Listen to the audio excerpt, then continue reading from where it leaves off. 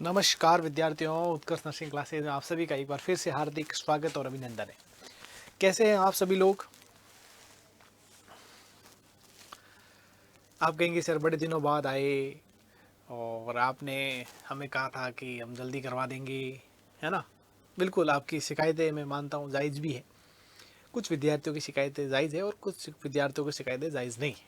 नहीं इसलिए क्योंकि उनके अभी तक पुराने वाले एपिसोड भी पूरे नहीं है। जिनके पूरे एपिसोड उन्होंने देख लिए, उन लोगों की शिकायतें मैं जायज़ मानता हूँ और मैं उम्मीद करता हूँ अब से मैं पूरी कोशिश करूँगा कि जल्दी से जल्दी अपने जो टारगेट है उस टारगेट को पूरा किया जाए। ठीक है, आज मैं एक अलग टॉपिक लेके आया हूँ और ये एक ऐसा टॉपिक है जिसमें बहुत ज़्यादा विद्यार्थियों की क्वेरीज आती रहती है। सर इस फ्लूइड को अपन क्या, फ्लूइड का क्या मतलब, फ्लूइड क्या, इंट्रावेनस फ्लूइड की बात करेंगे अपन आज। इंट्रावेनस फ्लूइड के बारे में बहुत सारे टॉपिक्स, बहुत सारे पॉइंट्स हैं जिसके बारे में चर्चा करने वाला हूँ और एकदम सिस्टमेटिक वे से चर्चा करेंगे कि कौन सा इंट्रावेनस फ्लूइड है, कब यूज़ करते हैं, क्या उसके कॉमन कह सकते हैं साइड इफेक्ट हो सकते हैं, क्या इंडिकेशन है, क्या कॉन्ट्रा इंडिकेशन है, उनके बारे में अपन चर्चा करेंगे डियर। ठीक है ना। तो आज बिल्कुल शांति से अपने नोटबुक के अंदर रैपिड रिवीजन की नोटबुक को फिर से खोलने का वक्त आ गया है और लिखिएगा एक शानदार टॉपिक जिसका नाम होने वाला है इंट्रावेनस फ्लूइड। ठीक है, चलिएगा शुरुआत करते हैं अपन। इंट्रावेनस फ्लूइड अपनी हेडिंग है।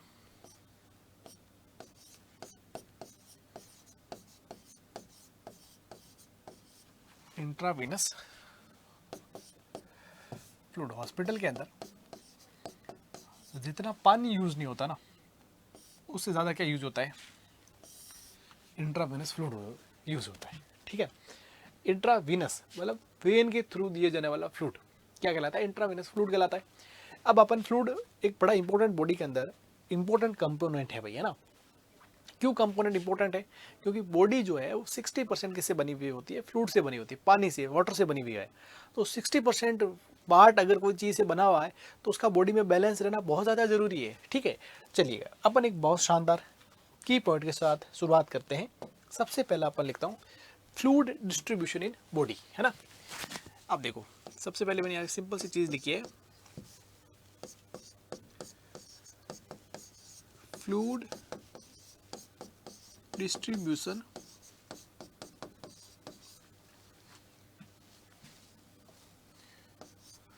Fluid distribution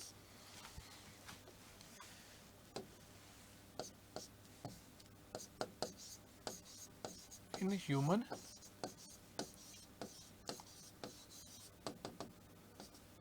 body. Human body के अंदर फ्लूइड का डिस्ट्रीब्यूशन अपन असेस करने वाले हैं। सभी लोग ध्यान से देखिएगा, पॉइंट टू पॉइंट समझते जाइएगा। ठीक है, ये जैसे मान लो ह्यूमन बॉडी है और ह्यूमन बॉडी के अंदर अपन किसकी बात कर रहे हैं, अभी अपन अडल्ट की बात करते हैं। ठीक है, और अडल्ट के अंदर फ्लूइड का अमाउंट रहता है अपने, फ्लूइड परसेंटेज कितना रहता है, 60%। अब अपन फ्लूइड को क्या करते हैं, मुख्य दो भागों में डिवाइड करते हैं।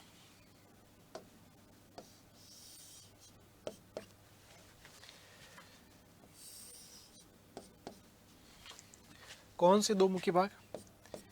एक होता है इंट्रासेल्यूलर, बोले तो अराउंड ये जो रहता है 70% रहता है, या उसी को अपन कह सकता हूँ और 2/3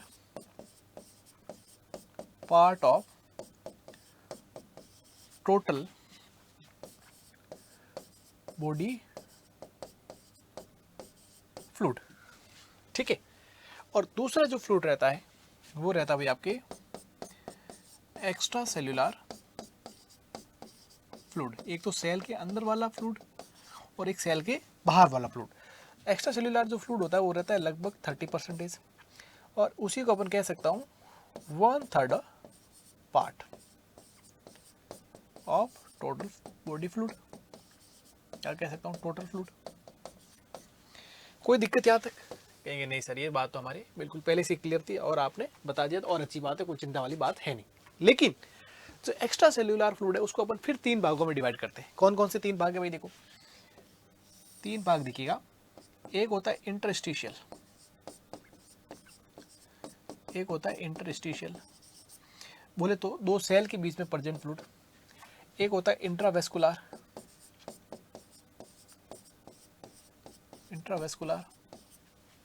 और तीसरा होता है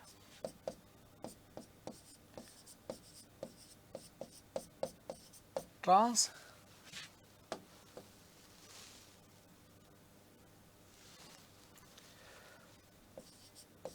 सेल्यूलर, राइट।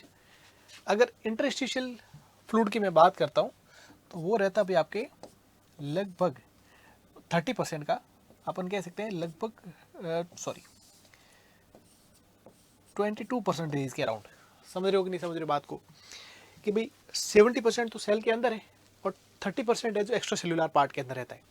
और उसके अंदर भी दो सेलों जो अपन कह सकते हैं इन बिटवीन टू सेल्स जो रहेगा वो इंटरस्टिशियल फ्लूइड रहेगा, वो लगभग 22% रहेगा। उसके अलावा इंट्रावेस्कुलर बोले तो ब्लड वेसल्स के अंदर जो रहता है वो लगभग रहता है अपना 6%। और ट्रांससेल्युलर बोले तो कह सकता हूँ CSF 2% रहता है, जो कि कौन सा वाला CSF हो गया, साइनोवियल फ्लूइड हो गया,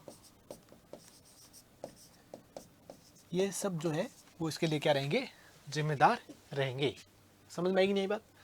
तो ये थोड़ा सा बेसिक सेगमेंट है और उस बेसिक सेगमेंट को अच्छे से क्लियर रखिएगा, अच्छे से समझिएगा, क्योंकि ये बहुत ज़्यादा इंपॉर्टेंट है। Fluid distribution in human body के अंदर फ्लूइड होता है नॉर्मल एडल्ट के अंदर 60%, जहाँ पर इंट्रासेल्युलर सेल के अंदर 70% होता है, जो कि टोटल बॉडी फ्लूइड का 2/3 हिस्सा रहता है। और एक्स्ट्रा सेल्युलर होता है वो 30%, जो कि टोटल बॉडी फ्लूइड का 1/3 हिस्सा होता है। उसको अपन 3 भागों में डिवाइड करते हैं, इंटरस्टिशियल, इंट्रावेस्कुलर और ट्रांससेल्युलर, राइट। अब अपन क्या करते हैं, पहले मैं लिखता हूँ 2 की पॉइंट और फिर अपन नॉर्मल प्लाज्मा का कंपोजिशन क्या होता है उसकी चर्चा करेंगे और उसके बाद अपन आगे बढ़ेंगे, ठीक है ना। अब एक चीज़ यहाँ पर एक नोट लिखिएगा कि सीधे सीधे सवाल पूछे जाते हैं। यहां पर एक ध्यान रखिएगा, इन्फेंट कंटेन्स अराउंड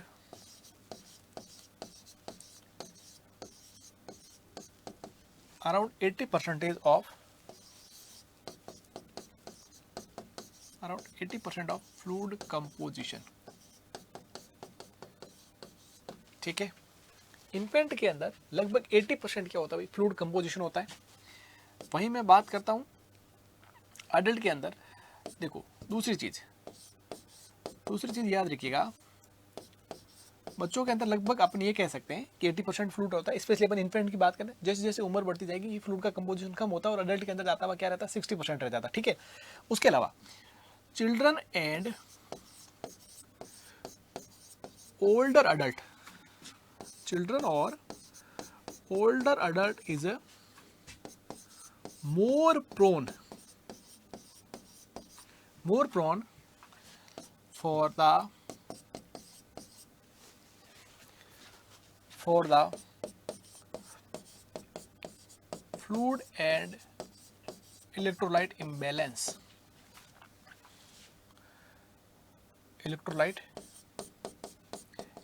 आपसे पूछा जाता है कि कौन सा एज ग्रुप है जो फ्लूइड इम्बैलेंस के लिए ज़्यादा प्रोन रहेगा।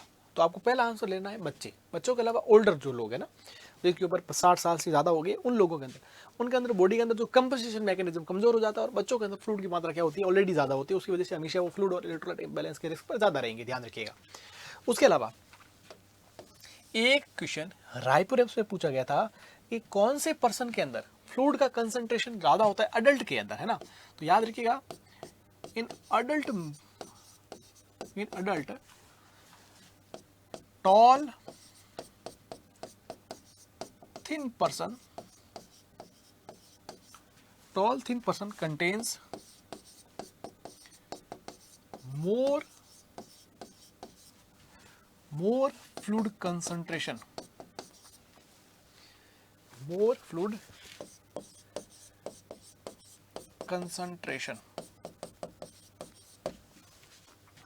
राइट। चलो ये 3 की पॉइंट है। इसमें हमेशा याद रखना, पतले आदमी के अंदर, ओबेज मोटे आदमी के कंपेरेटिव पतले आदमी के अंदर, लंबे आदमी के अंदर फ्लूइड की मात्रा हमेशा क्या होती है, ज़्यादा होती है। ये क्वेश्चन भी आपको माइंड में रखना है, ठीक है। अब इन 3 पॉइंट को लिखने के बाद मैं चर्चा करना चाहूँगा नॉर्मल कंपोजिशन ऑफ प्लाज्मा। मैं किसकी बात करना चाहूँगा? Normal composition of plasma. ठीक है, अब देखो लिखिएगा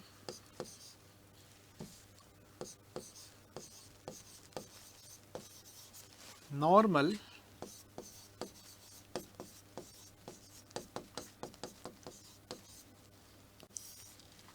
composition of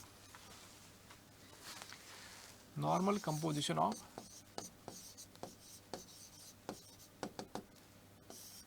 plasma. Normal composition of plasma की बात करते हैं अपन। ठीक है, तो सबसे पहले क्या आता भाई? ऑस्मोलैरिटी।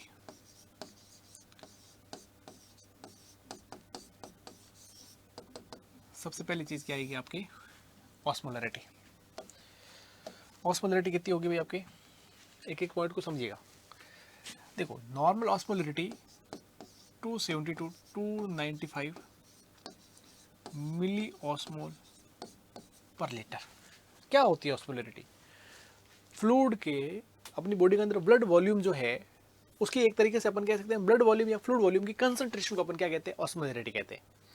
जब बॉडी में ऐसे फ्लूइड लॉस ज़्यादा होगा तो जो आपका ब्लड और फ्लूइड का जो कंपोजिशन है वो कंसंट्रेटेड हो जाएगा, मतलब ऑस्मोलैरिटी क्या हो जाएगी? बढ़ जाएगी।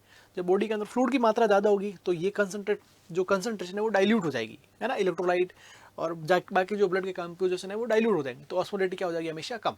समझ में आएगी नहीं बात? तो एक तरीके से ब्लड और फ्लूइड वॉल्यूम की कंसंट्रेशन को अपन क्या कहते हैं? ऑस्मोलैरिटी कहते हैं। ये बात आपको ध्यान रखिएगा, ठीक है ना। उसके बाद देखो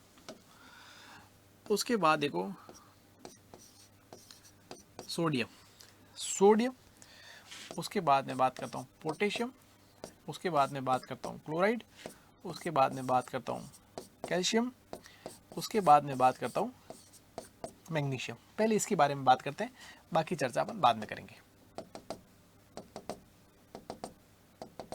ठीक है, सोडियम आप सबको पता है कि एक नॉर्मल प्लाज्मा के अंदर सोडियम की जो कंसंट्रेशन होती है 135 to 145 milli equivalent per litre होती है। लीटर के अंदर होती है। ये भी एक बार भोपाल एम्स ने क्वेश्चन पूछ लिया था। यूनिट किस में है? लीटर में है, मिलीलीटर में है या डेसीलीटर में? तो ये ज़्यादा ध्यान रखिएगा। उसके बाद पोटेशियम आप सबको पता है कि 3.2 से लेकर 5.1 मिली इक्विवेलेंट पर लीटर। एक पोटेशियम के बारे में बहुत शानदार बात बताता हूँ।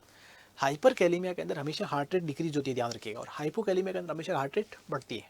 एक अच्छा पॉइंट है। और ये पोटेशियम हमेशा किसको अफेक्ट करता है? हार्ट को सबसे ज़्यादा अफेक्ट होता है, इस बात को भूलेगा नहीं, ठीक है। उसके बाद अगर मैं क्लोराइड की बात करता हूँ तो क्लोराइड की जो कंसंट्रेशन रहती है वो रहती है 96 से 106 मिली इक्विवेलेंट पर लीटर।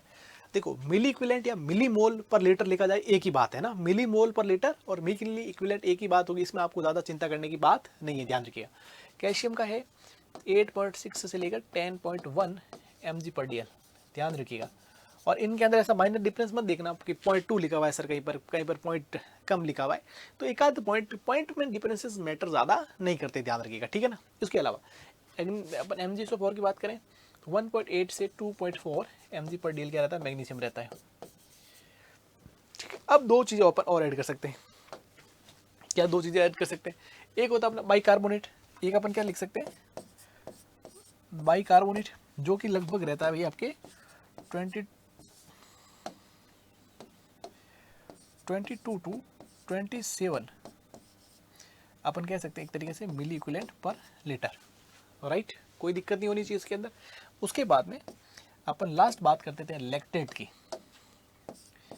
लैक्टेट जो रहता है आपका वो अराउंड 1 मिली मोल पर लीटर रहता है। क्या रहता है? 1 मिली मोल पर लीटर रहता है। जब भी बॉडी के अंदर ऑक्सीजन की कमी होगी तो लैक्टेट की मात्रा क्या हो जाएगी? बढ़ जाएगी। लैक्टेट की मात्रा क्या हो जाएगी?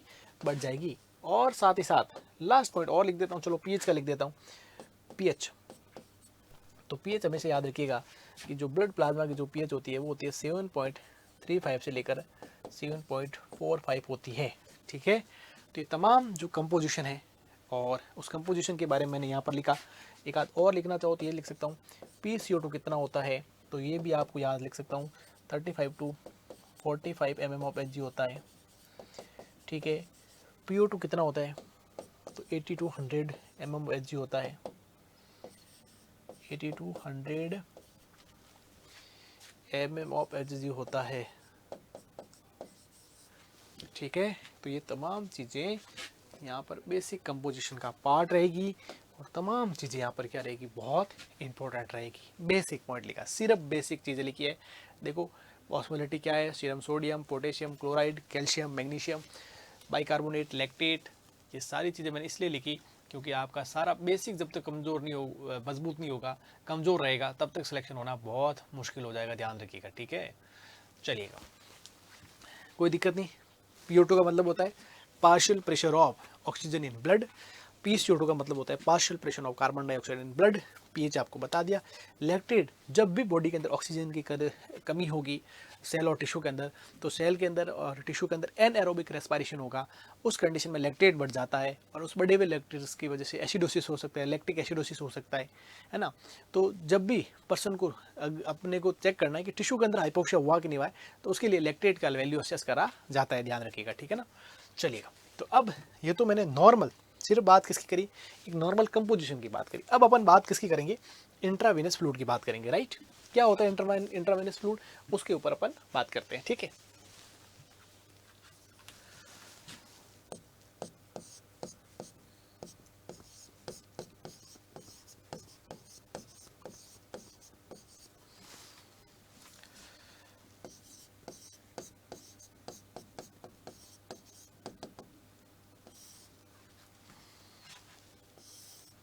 Intravenous solution. ठीक है, क्या होता है intravenous solution,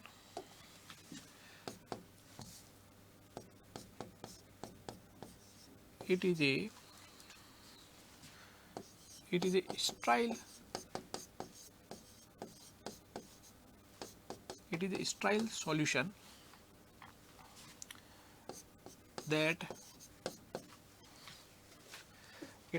solution that administered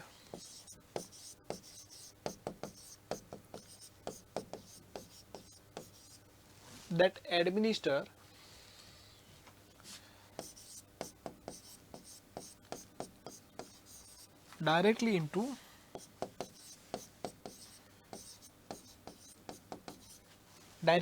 when, है ना। ये डायरेक्टली किसके अंदर एडमिशन क्या है, टू वेन टू मेंटेन और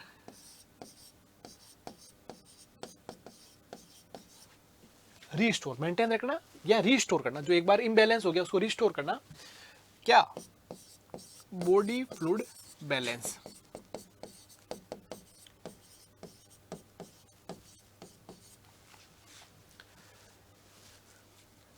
body fluid balance, comma,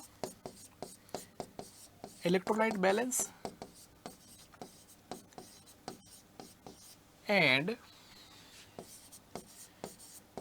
acid base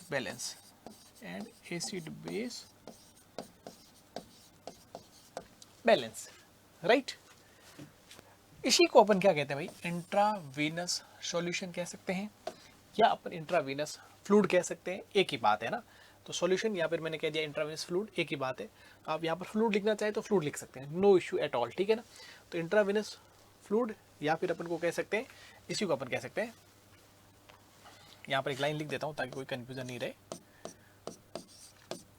intravenous solution बराबर इंट्रावीनस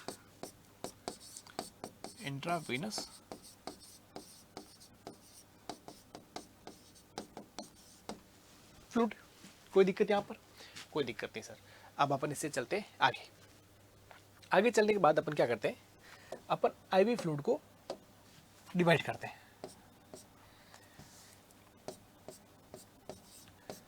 जैसे ये लिख दिया मैंने intravenous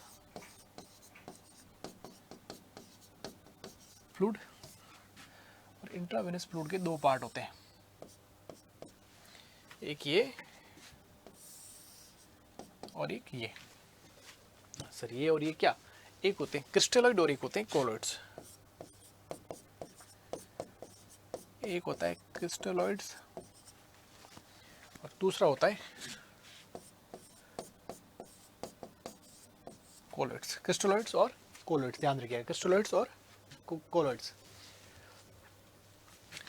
it contains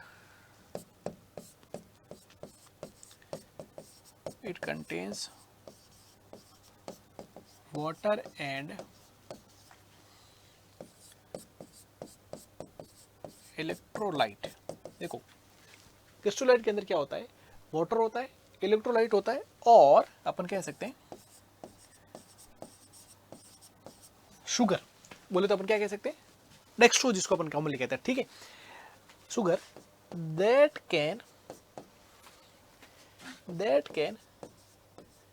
easily cross capillary membrane, जो कि इजीली क्या कर सकते हैं, कैपिलरी मेम्ब्रेन को क्रॉस कर सकते हैं, राइट। अब देखना भाई, मैं कोलोइड की जब चर्चा करता हूं तो देखिएगा, बड़े ध्यान से सुनिएगा, क्या कोलोइड के अंदर डिफरेंस क्या है, ठीक है। देखिएगा जरा कि इट कंटेन्स, ये क्या कंटेन कर सकता है, इट कंटेन्स लार्ज मॉलिक्यूल, ये क्या कंटेन करता है भाई आपके, large molecule that stays in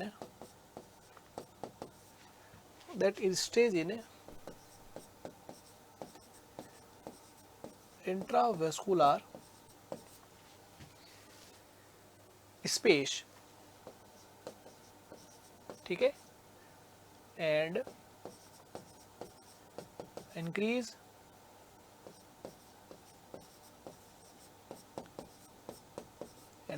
intravascular volume।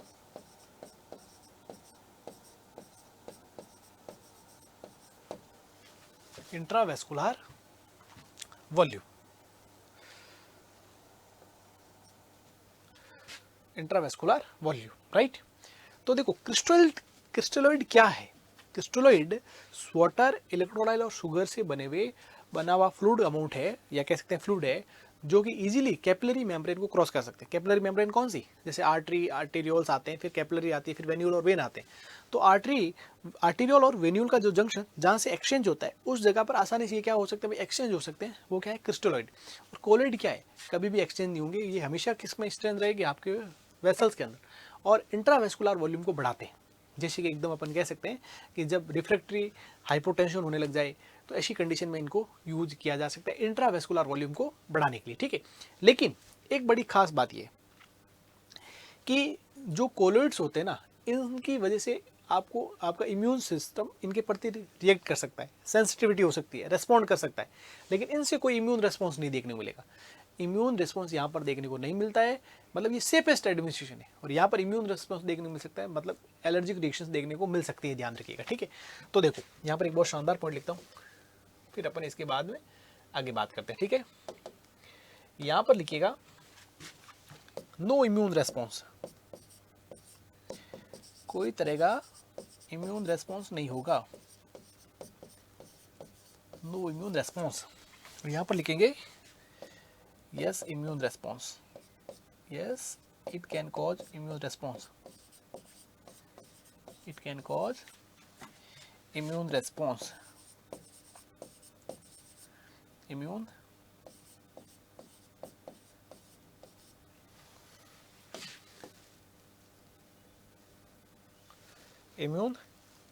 response, ठीक है। अगर अपन इसके एग्जाम्पल के तौर पर लिख सकता हूँ, तो एक तरीके से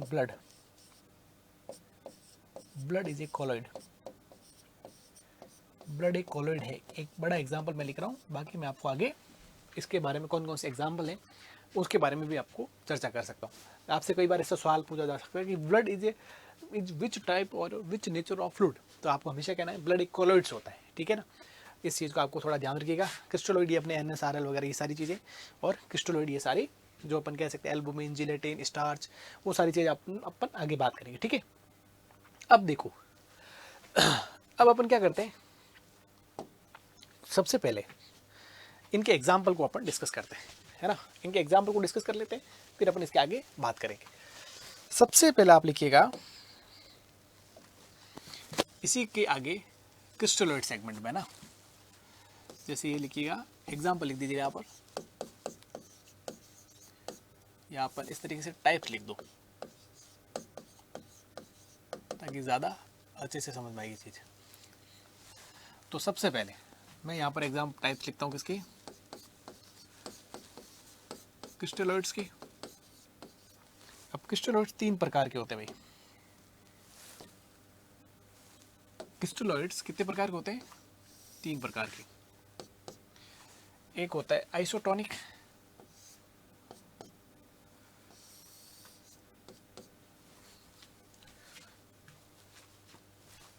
एक होता है आइसोटोनिक,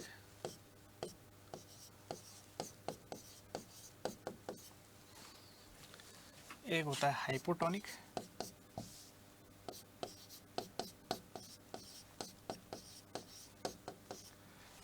एक होता है हाइपरटोनिक।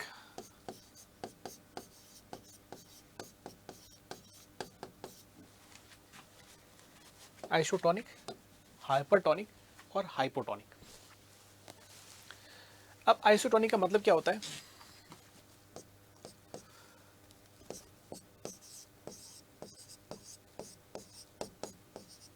those crystalloid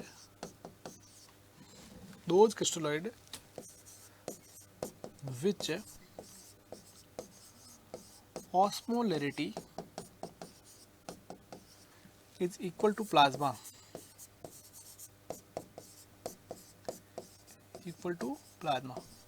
वो क्रिस्टलोइड जिसकी जो ऑस्मोलरिटी है वो प्लाज्मा के इक्वल होती है उसको अपन आइसोटोनिक कहते हैं, ठीक है ना। अगर अपन एग्जाम्पल के तौर पर बात करें तो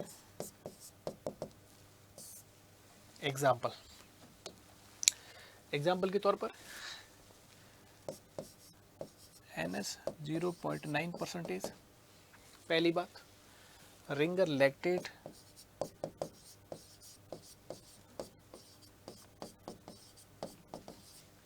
लैक्टेट, और plasma light.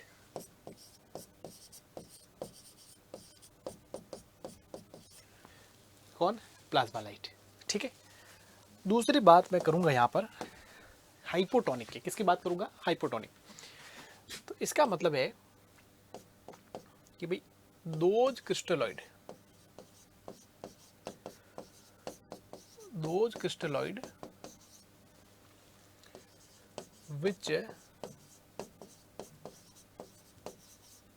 which plasma osmolarity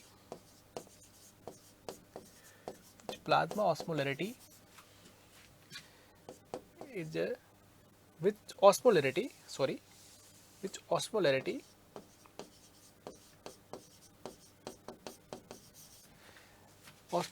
less than plasma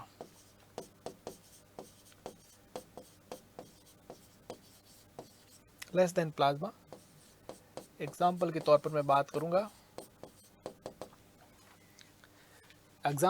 बात करूंगा नॉर्मल सलाइन 0.45%, जिसको अपन हाफ एनएस कहते हैं, या डेक्सट्रोज D5%। ये सब क्या आते हैं भाई आपके, ये हाइपोटोनिक सॉल्यूशन के नेचर के अंदर देखने को मिलेंगे, ठीक है। उसी के अलावा अगर मैं हाइपरटोनिक की बात करता हूं तो मतलब ये होगा दोज क्रिस्टलोइड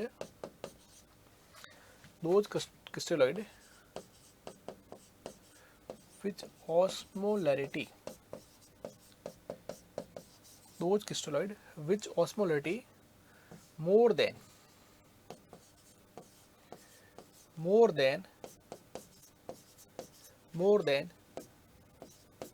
प्लाज्मा ऑस्मोलरिटी। बोले तो प्लाज्मा ऑस्मोलरिटी से जिनकी ऑस्मोलरिटी ज़्यादा होगी उनको अपन हाइपरटोनिक कहेंगे। एग्जाम्पल के तौर पर यहाँ पर काफ़ी सारे आपके एग्जाम्पल हैं। जैसे अपन कह सकते हैं NS 3%, उसके अलावा मैनिटॉल,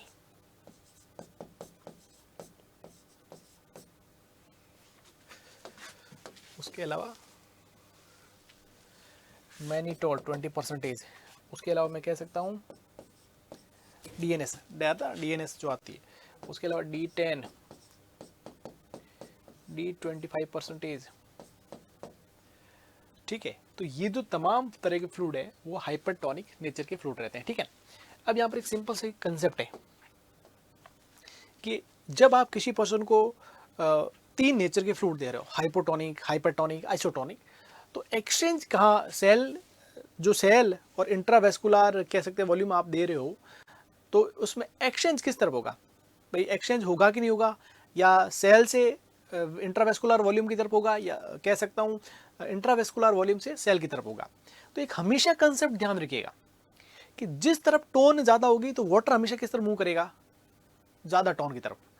मतलब क्या, एक सिंपल सा कंसेप्ट समझिएगा, जब अपन बात करते हैं हाइपरटोनिक डिहाइड्रेशन की, मतलब हाइपरटोनिक डिहाइड्रेशन का मतलब क्या होता है कि बॉडी से वाटर का एक्सेस लॉस हुआ है, अब कंसंट्रेशन पीछे क्या हो रही है, ज़्यादा हो रही है, तो अब उसको किसकी ज़रूरत होती है, वाटर की ज़रूरत होती है। तो अब हमेशा क्या देंगे, हाइपरटोनिक फ्लूइड देंगे। अब जब हाइपरटोनिक फ्लूइड देंगे, सेल के अंदर टोनिसिटी ज़्यादा है, तो सेल किसको ड्रॉ करेगी, फ्लूइड को ड्रॉ करेगी, उसमें से वाटर को ड्रॉ करके जो बड़ी भी टोनिसिटी है, जो कंसंट्रेशन बड़ी भी है, उसको वो क्या कर देती है, मिनिमाइज।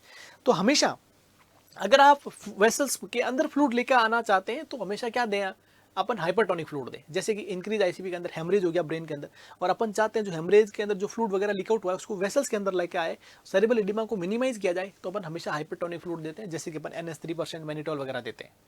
लेकिन जब बॉडी के अंदर हाइपरटोनिक डिहाइड्रेशन होता है, मतलब अपन सेल के अंदर पानी भेजना चाहते हैं, तो अपन हमेशा क्या देंगे, हाइपोटोनिक नेचर का फ्लूइड देंगे, जैसे कि NH0.45% हो गया, D5% हो गया, ऐसा अपन फ्लूइड देंगे।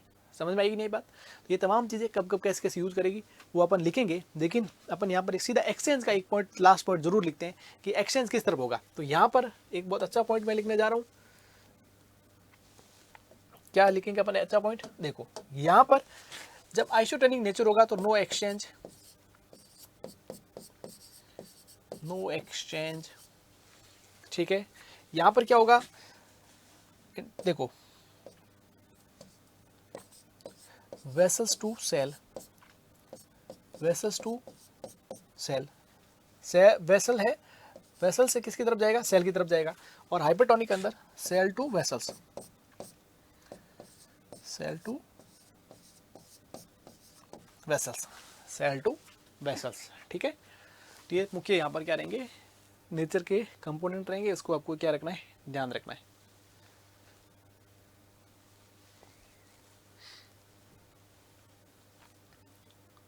बहुत बढ़िया।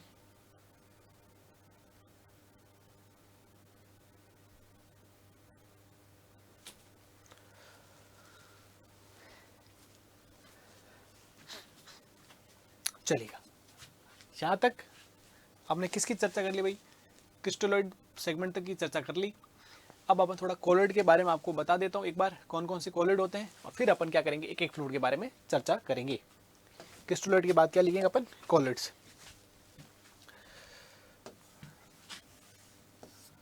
देखो कोई भी डाउट हो, कोई भी क्वेरी हो, जो मैंने आपको रैपिड रिवीजन के अंदर वीडियोस बता रहा हूँ वो रिकॉर्डेड वीडियोस होते हैं, मैं अभी रिकॉर्ड कर रहा हूँ, रिकॉर्ड करके आपको मिलेंगे।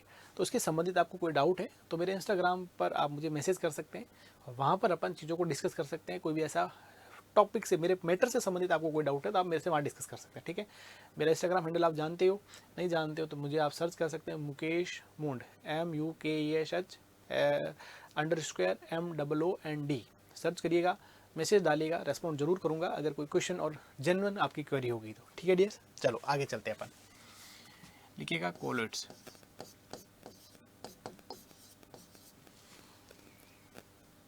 कोलोइड्स। अगर अपन कोलोइड्स की बात करते हैं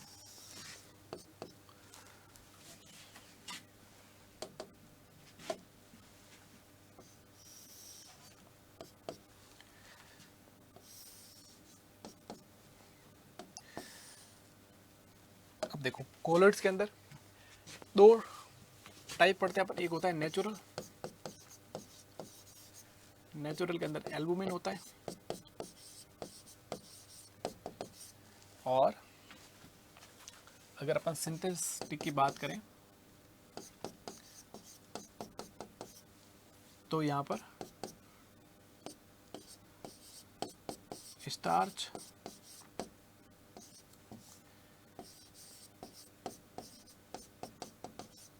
जिलेटिन,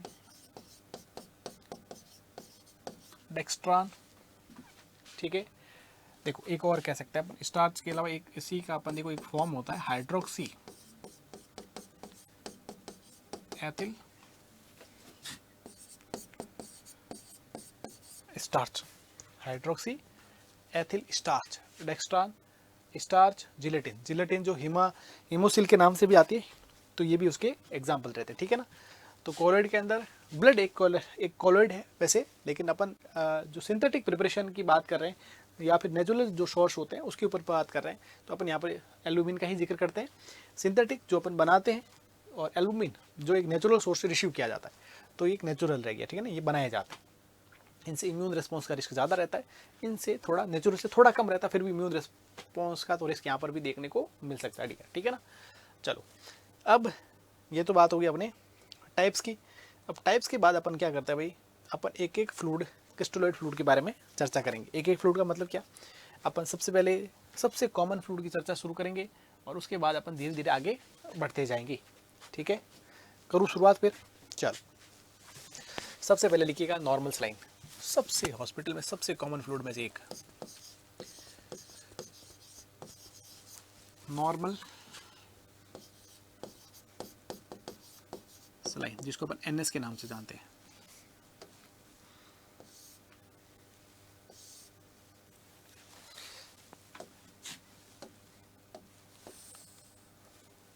देखो बहुत जबरदस्त पॉइंट। अब नॉर्मल सलाइन में भी कौन सा, ये भी लिख सकते हैं अपन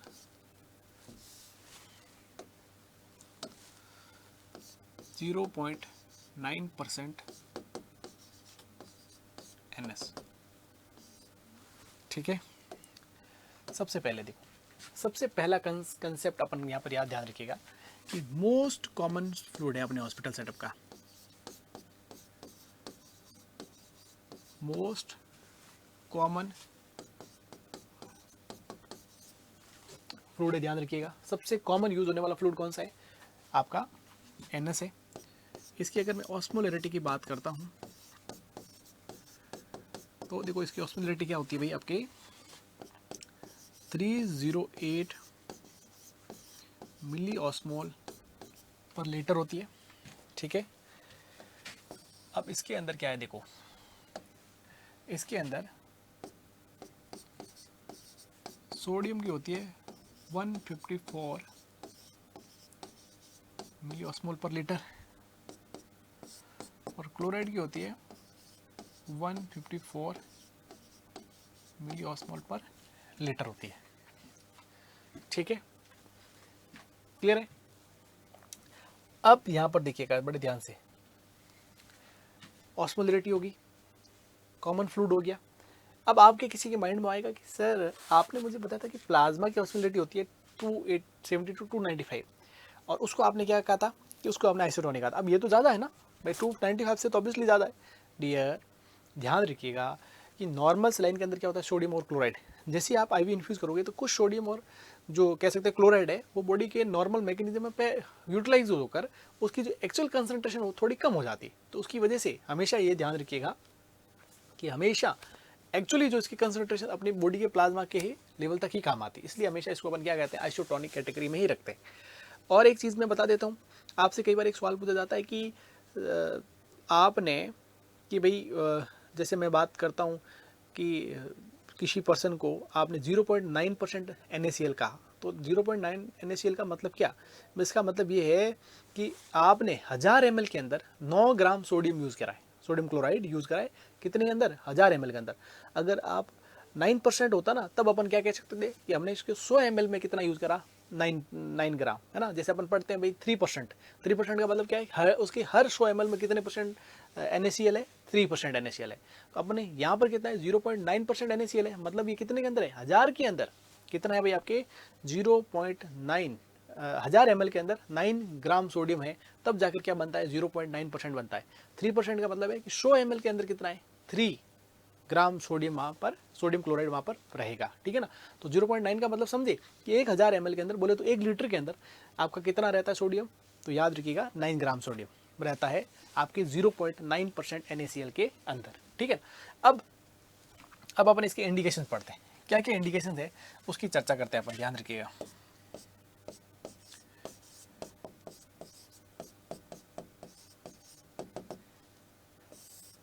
इंडिकेशन, एक एक पॉइंट को पढ़ते जाइएगा, एक एक पॉइंट। सबसे पहला पॉइंट इंडिकेशन है कि अपन कब यूज करते हैं एनएस, रिससिटेशन के अंदर, resuscitation of fluid volume. Resuscitation का मतलब होता है रीस्टोर करना, पहले जैसे नॉर्मल बोले तो क्या कि बॉडी के अंदर फ्लूइड जितना होना चाहिए उस लेवल तक वापस लेके जाना, जो किसी भी ना किसी वजह से क्या हुआ है, लॉस हुआ है। अब देखो क्या क्या वजह हो सकती है लॉस होने की, तो देखो कई सारे वजह हो सकती है, जिसके अंदर एक हो सकता है hypovolemia, hypovolemia, hypovolemia due to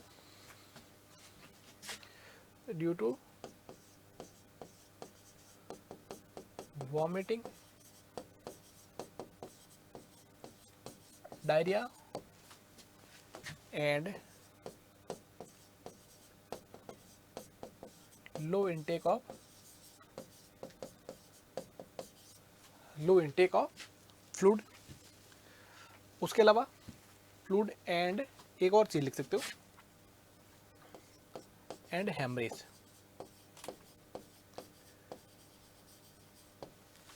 clear है। उसके अलावा डीके मैनेजमेंट, डीके मैनेजमेंट बोले तो डायबिटिक कीटो एसिडोसिस के मैनेजमेंट के अंदर, किसके मैनेजमेंट के अंदर, डीके के मैनेजमेंट के अंदर। उसके अलावा हाइपोनेट्रीमिया के केस, सॉरी हाइपोनेट्रीमिया के केस के अंदर, हाइपोनेट्रीमिया के अंदर। उसके अलावा dilution of drugs as a diluent, as a diluent of drugs के एज ए डाइल्यूटेंट के तौर पर अपन इसको यूज कर सकते हैं, ठीक है। उसके अलावा जैसे कि किसी पर्सन के अंदर हाइपर कैल्सीमिया है, हाइपर कैल्सीमिया है तो फ्लूइड वॉल्यूम, बॉडी के अंदर फ्लूइड वॉल्यूम को बढ़ाकर कैल्शियम की कंसंट्रेशन को कम करके बॉडी से अपन एक्सेस को क्या कर सकते हैं, बाहर रिमूव करवाने के लिए अपन यूज कर सकते हैं, ठीक है। और उसके अलावा compatible with blood transfusion, compatible with blood transfusion,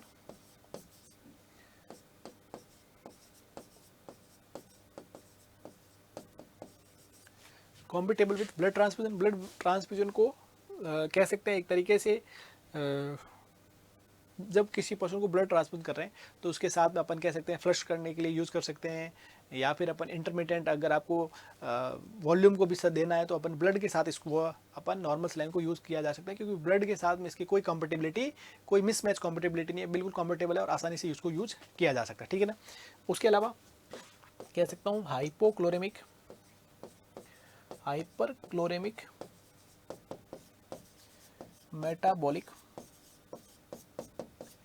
metabolic alkalosis के लिए यूज किया जा सकता है। किसी भी वजह से अगर बॉडी के अंदर एल्कलोसिस हुआ है, मेटाबॉलिक एल्कलोसिस, देखो क्लोराइड एक नेगेटिव आइन है और बॉडी के अंदर जब भी क्लोराइड का लॉस होगा, है ना, क्लोराइड का लॉस होगा तो उसके कंपनसेशन के अंदर बाइकार्बोनेट बढ़ेगा, क्योंकि आपको पता है बॉडी के अंदर पॉजिटिव और नेगेटिव आइन का बैलेंस हमेशा रहना बहुत ज़्यादा जरूरी है। तो ऐसी कंडीशन के अंदर जब बाइकार्बोनेट ज़्यादा हुआ और क्लोरीन बॉडी से लॉस हुआ तो बॉडी के अंदर एल्कलोसिस हो जाएगा। मेटाबॉलिक एल्कलोसिस किसकी वजह से, क्लोरीन के कम होने की वजह से। तो उस कंडीशन के अंदर अपन एनएस को ज़्यादा दे के अपन एनएस फ्लूइड देंगे, उसकी वजह से एनएस के अंदर क्लोराइड है तो क्लोराइड क्या करेगा, क्लोराइड जैसे जैसे ब्लड में बढ़ेगा वो किसको बाहर निकालेगा, बाइकार्बोनेट को, और उसकी वजह से बॉडी के अंदर आपको वापस मेटाबॉलिक एल्कलोसिस से नॉर्मल पीएच की तरफ लाने में मदद मिलेगी। तो अपन हाइपोक्लोरेमिक मेटाबॉलिक एल्कलोसिस के अंदर भी अपन इसको यूज कर सकते हैं, ठीक है ना। तो ये तो तमाम जो बातें थी वो अपने किसके बारे में थी भाई, अपने इंडिकेशन के बारे में, अपन कब कब इसको यूज कर सकते हैं और कब यूज नहीं कर सकते, ठीक है। तो या अब अपन बात करेंगे कॉन्ट्रा इंडिकेशन, कब अपन इसको यूज नहीं कर सकते। तो देखो कॉन्ट्रा इंडिकेशन देखिएगा जरा,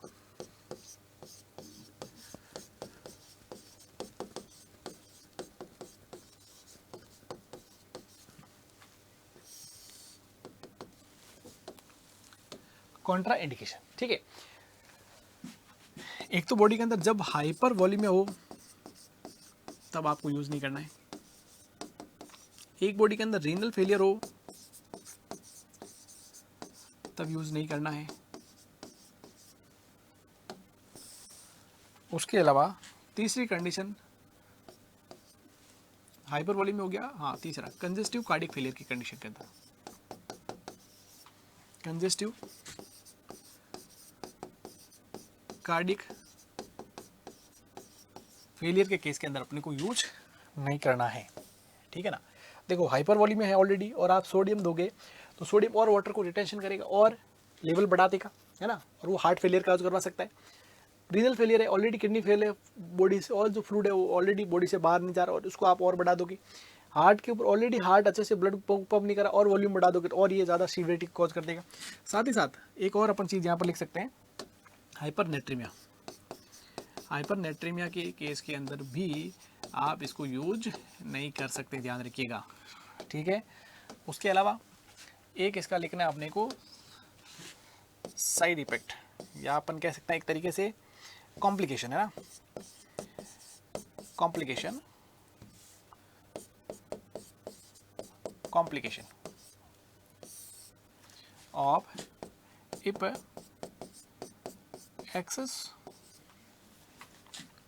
excess infusion of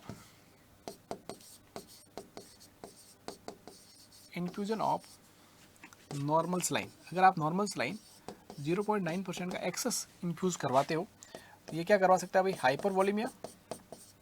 तो भी ये हाइपर वॉल्यूमिया और एडिमा और कंजेस्टिव हार्ट फेलियर भी कॉज करवा सकता है। क्या करवा सकता है, कंजेस्टिव हार्ट फेलियर कॉज करवा सकता है। उसके अलावा एक ज़बरदस्त पॉइंट है, वो है हाइपर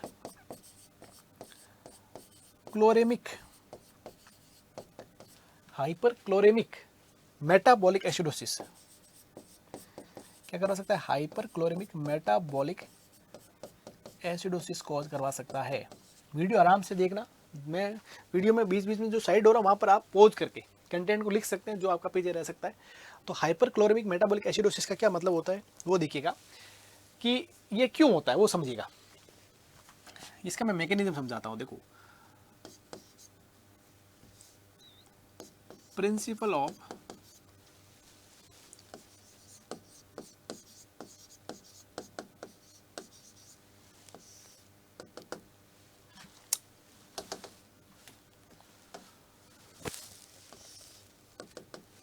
मैकेनिज्म, तो यहां पर देखिएगा,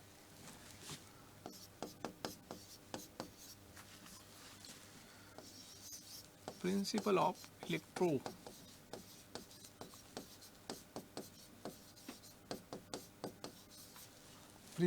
इलेक्ट्रोन्यूट्रलिटी। प्रिंसिपल ऑफ इलेक्ट्रोन्यूट्रलिटी का क्या मतलब होता है कि बॉडी के अंदर नेगेटिव आइन पॉजिटिव आइन का हमेशा एक बैलेंस बना रहेगा, ठीक है ना। तो अब आपने क्या करा कि जब NS एक्सेस इन्फ्यूज करोगे तो क्लोराइड एक नेगेटिव आइन है, वो अपना क्या होगा, एक्सेस इन्फ्यूज होगा। तो ऐसी कंडीशन में बॉडी में क्या होगा, when chloride infusion increase then bicarbonate is removed, या कह सकता हूँ excretion through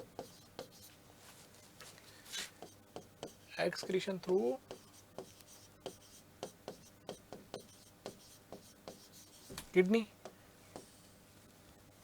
जब क्लोराइड की मात्रा ज़्यादा होगी तो बाइकार्बोनेट का क्या होगा, एक्सक्रीशन होगा। और बाइकार्बोनेट का एक्सक्रीशन होते ही क्या होगा भाई, आपके पीएच जो होगी वो होगी आपके इंक्रीज, और साथ ही साथ ब्लड के अंदर किसकी मात्रा ज़्यादा होगी, क्लोराइड की मात्रा ज़्यादा होगी। तो इसी स्टेज को अपन क्या कहेंगे, hyperchloremic. Increase in the sense कह सकता हूँ कि इंक्रीज मतलब जब बाइकार्बोनेट जाएगा तो बॉडी के अंदर इंक्रीज इन द सेंस के नेचर के अंदर, ये चीज़ अपन थोड़ा क्लियर कर देते हैं। पीएच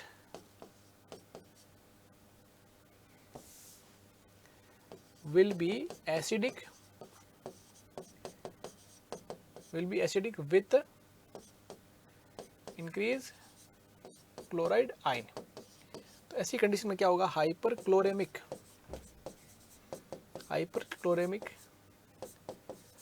मेटाबॉलिक हाइपरक्लोरेमिक मेटाबॉलिक एसिडोसिस देखने को मिलेगा। हाइपरक्लोरेमिक मेटाबॉलिक एसिडोसिस देखने को मिलेगा। ये इलेक्ट्रोन्यूट्रलिटी को बैलेंस रखने के लिए क्लोराइड के एक्सेस इन्फ्यूजन की वजह से बाइकार्बोनेट बॉडी से बाहर निकाल दिया जाता है, और उसकी वजह से बाइकार्बोनेट की मात्रा कम हो गई, तो जो एक तरीके से क्या है, बाइकार्बोनेट है क्या भैया, एक बफर जो है और बेस बफर है, बॉडी के अंदर बेस को मेंटेन रखने के लिए जिम्मेदार होगा। जब वो बाहर चला जाएगा तो बॉडी के अंदर हमेशा पीएच की जो एच कंसनट्रेशन में हमेशा क्या होगा, एसिडिक नेचर की तरफ बढ़ने लगेगा, और एसिडिक पीएच को होने को अपन क्या कहते हैं, मेटाबॉलिक एसिडोसिस या एसिडोसिस कहते हैं। मेटाबॉलिक कारणों की वजह से होता है तो मेटाबॉलिक एसिडोसिस, और क्लोराइड की मात्रा साथ में ज़्यादा हो रही है तो उसे अपन क्या कहते हैं, हाइपर क्लोरेमिक मेटाबॉलिक एसिडोसिस के नाम से जानते हैं, ध्यान रखिएगा। ठीक है, अब ये तो बात होगी भी अपने नॉर्मल सलाइन के बारे में।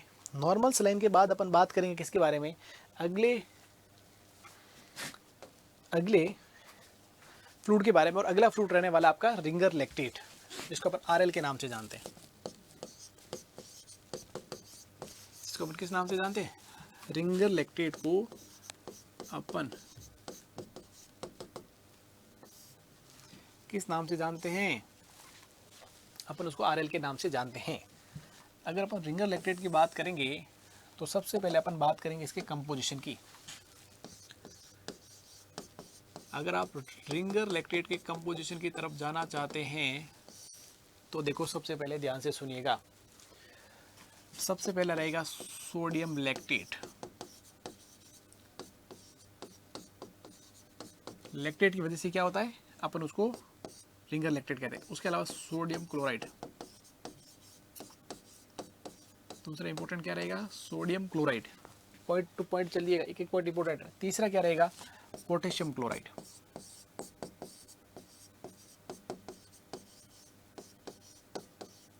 Sodium chloride, potassium chloride, sodium lactate और कैल्शियम क्लोराइड। इसके अंदर ये चार चीजें होती है, ध्यान रखिएगा। ठीक है, अब सबकी अलग अलग कंसंट्रेशन होता है। अगर अपन सोडियम लैक्टेट की बात करें तो 0.320 ग्राम, कितनी, 0.320 ग्राम किसकी रहती है, सोडियम लैक्टेट की। सोडियम के बाद में सोडियम क्लोराइड की 0.600 ग्राम, सिंपल सा अपन कह सकते हैं 0.6। पोटेशियम क्लोराइड की मैं बात करता हूँ तो 0.040 ग्राम, राइट। कैल्शियम क्लोराइड की मैं बात करता हूँ तो 0.027 ग्राम। तो इसी लेवल के अंदर, इसी कंसंट्रेशन के अंदर ये चारों के चारों क्या होते हैं भाई, आपके प्रेजेंट होते हैं। ठीक है, अब अपन क्या करते हैं, इसी के साथ अपन इसकी बात करते हैं ऑस्मोलरिटी की। अपन इसकी किसकी बात करेंगे, ऑस्मोलरिटी की बात करेंगे। अब अपन सारे कंपोनेंट के अंदर अलग अलग कंपोनेंट की ऑस्मोलरिटी क्या रहेगी।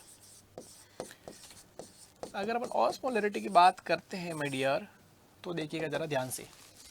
तो सोडियम की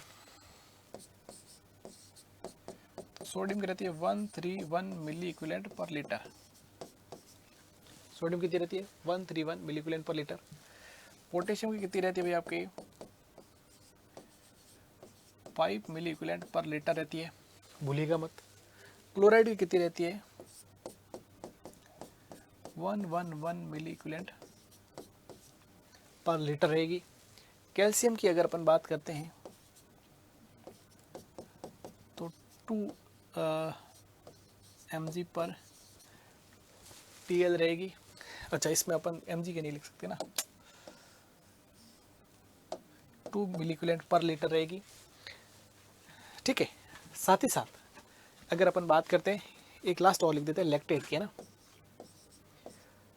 लैक्टेट, तो उसकी रहती है भाई 29 मिली इक्विवेलेंट पर लीटर। ठीक है, अगर आप ये टोटल ऑस्मोलरिटी मिलाते हो तो ये कितनी होती है भाई, 270 मिली ऑस्मोल पर लीटर होती है।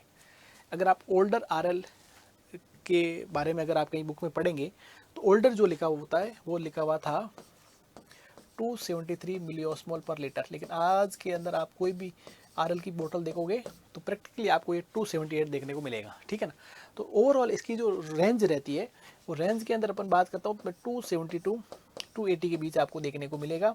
जो इसके बीच ऑप्शन सही है वो आपको सही करना है।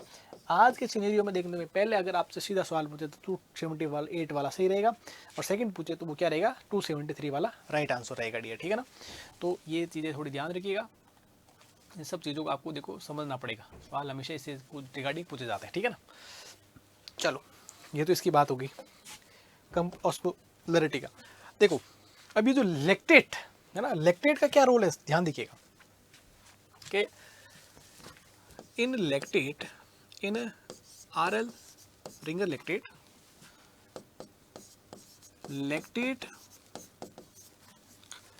is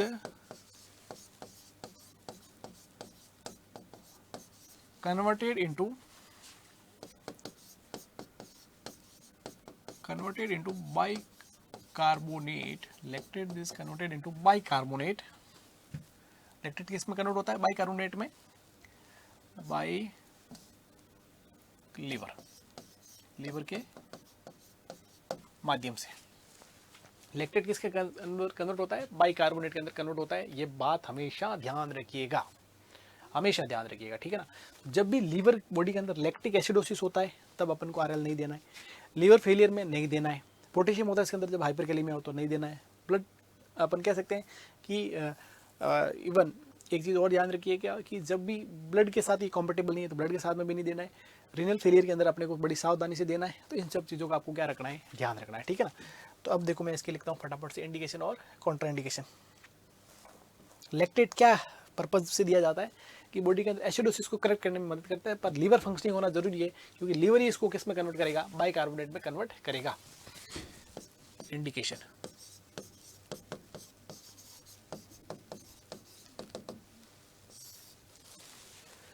इंडिकेशन का मतलब है भाई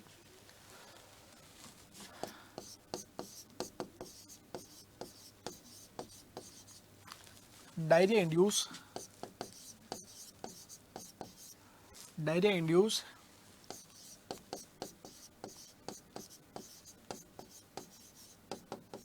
hypokalemia and metabolic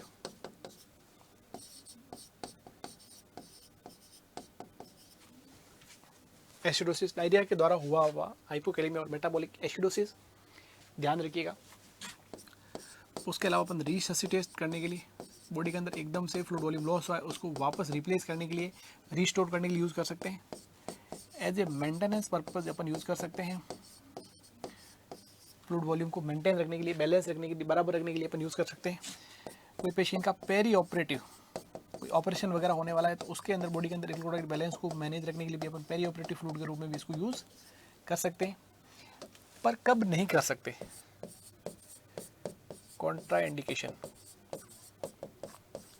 तो कॉन्ट्रा इंडिकेशन की मैं बात करता हूँ यहाँ पर। तो देखो सबसे इंपॉर्टेंट लीवर फेलियर,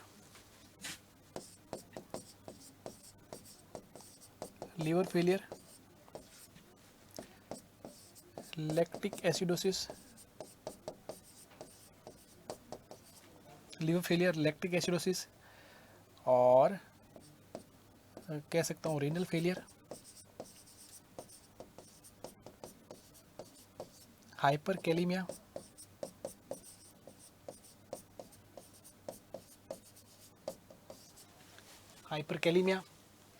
ठीक है। एक अपन लास्ट इधर लिख सकते हैं, not compatible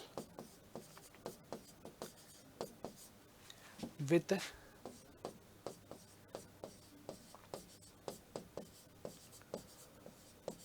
blood transfusion, not compatible with blood transfusion. Blood transfusion के साथ में बिल्कुल भी कॉम्पेटेबल नहीं है, ध्यान रखिएगा। तो ब्लड ट्रांसफ्यूजन के साथ अपन इसको कॉमनली यूज नहीं कर सकते, ठीक है ना। तो ये तमाम चीज़ें याद रखिएगा। रिनल फेलियर के अंदर भी देखो पोटेशियम की मात्रा ज़्यादा रहती है तो यूज़ नहीं करना है। साथ ही साथ लीवर फेलियर के अंदर भी रिस्क रहता है, रिनल फेलियर में तो ऑलरेडी रिस्क रहता ही रहता है, ब्लड ट्रांसफ्यूजन के साथ ये कॉम्पेटेबल नहीं है। ये बात भी आपको ध्यान रखनी है, ठीक है ना। तो ये तमाम चीज़ें आपके लिए यहाँ पर बहुत इंपॉर्टेंट रहने वाली है। उसके बाद अपन बात करेंगे किसकी, प्लाज्मा लाइट की। किसकी बात करेंगे, प्लाज्मा लाइट की।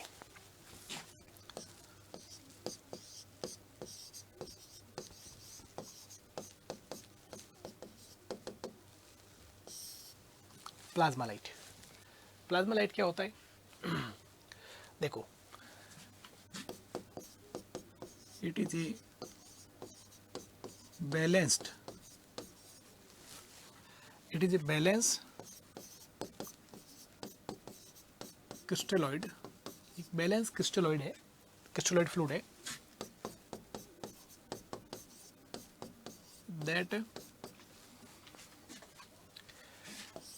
that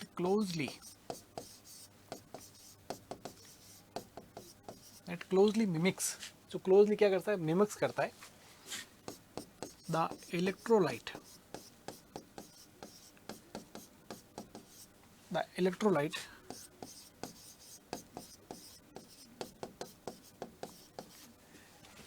composition and pH of human body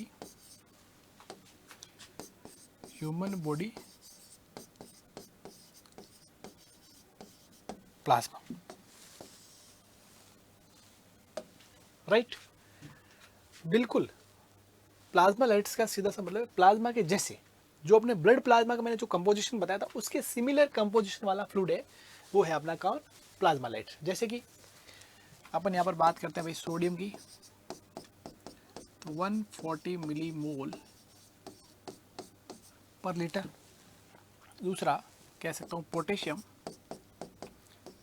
5 millimole पर लीटर, या मैं मिलीक्विलेंट भी लिख सकता हूँ, ऐसा कोई इशू नहीं है, पर मैं मिलीमोल में लिख रहा हूँ। एक ही बात है ना, आप मिलीक्विलेंट में लिख सकते हो, कोई दिक्कत नहीं, कोई चिंता वाली बात नहीं है, बिल्कुल भी आपको इसके बारे में लोड लेने की ज़रूरत नहीं है।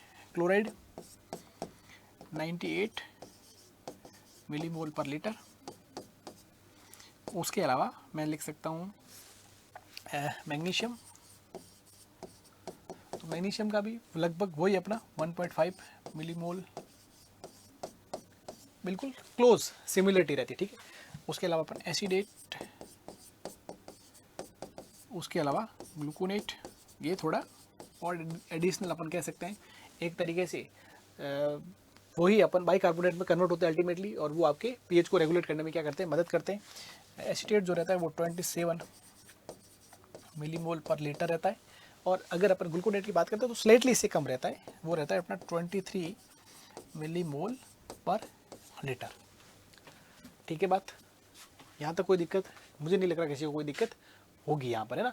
तो प्लाज्मा लाइट्स आइसोलेट पी वगैरह जो अपन यूज़ करते हैं वो प्लाज्मा से बिल्कुल सिमिलर ऑस्मोलरिटी के या सिमिलर बिल्कुल नेचर के होते हैं, उसी को मिमिक करते हैं। तो ये सारी चीज़ आपको यहाँ पर क्या रखनी है, ध्यान रखनी है, ठीक है ना। तो ये सारे पॉइंट यहाँ पर हो जाते हैं अपने इंपॉर्टेंट। अब प्लाज्मा लाइट्स के बाद में अपन बात करेंगे भाई हाइपोटोनिक फ्लूइड्स की। और हाइपोटोनिक फ्लूइड के अंदर नंबर 1 पर आपका आएगा कौन, डेक्सट्रोज 5%। कौन आएगा, डेक्सट्रोज 5% रहेगा।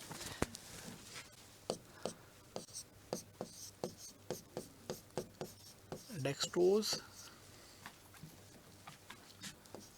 5%, जिसको अपन D5% के नाम से भी जानते हैं। किसके नाम से जानते हैं, D5% के नाम से जानते हैं। तो यहाँ पर होता क्या, इसके अंदर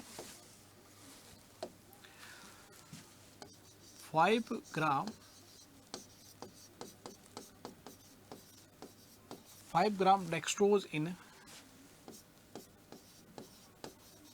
100 ml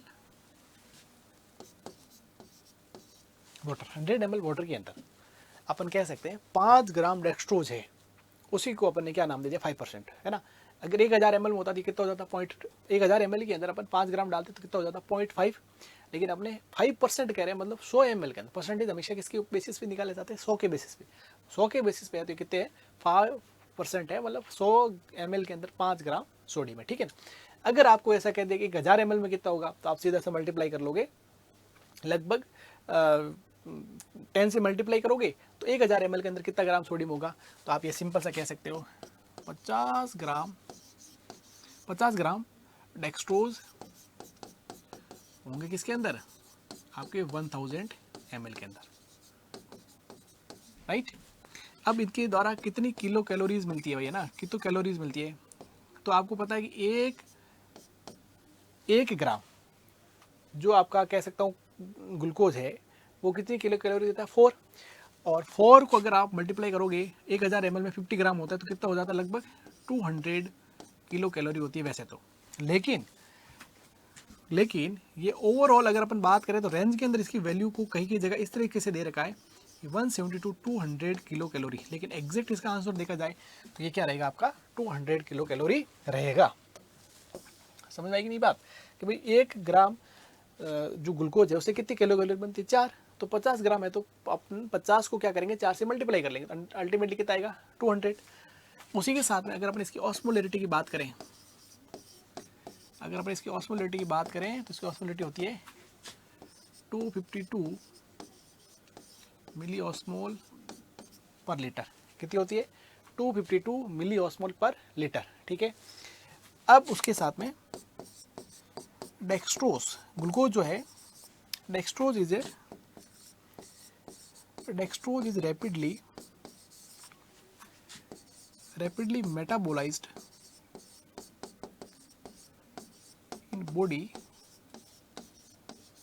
in body and remains free water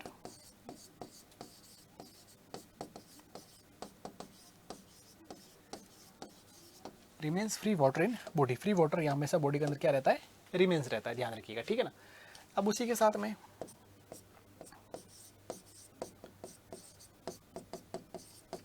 अपन इसको कब कब यूज़ करेंगे, इंडिकेशंस की मैं बात करता हूँ तो अपन इसको एज ए मेंटेनेंस फ्लूइड,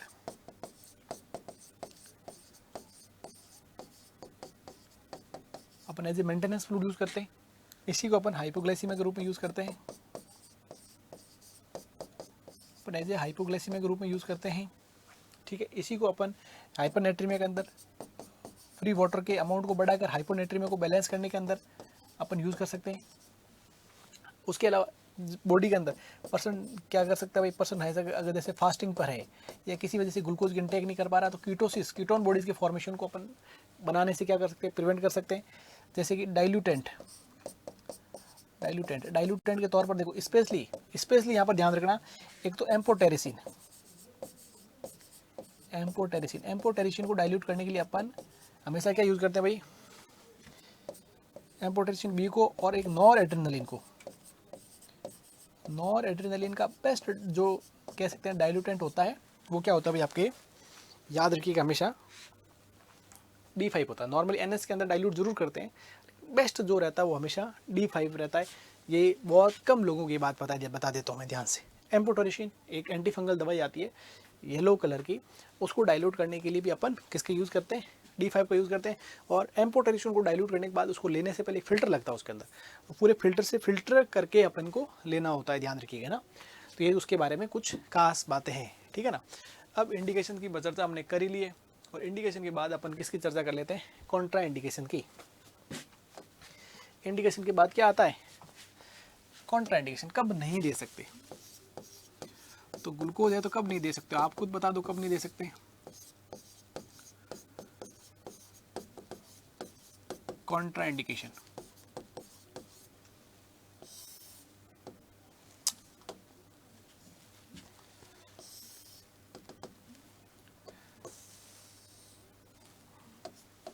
देखो कॉन्ट्रा इंडिकेशन, ठीक है। कॉन्ट्रा इंडिकेशन जैसे कि सेरेब्रल इडीमा,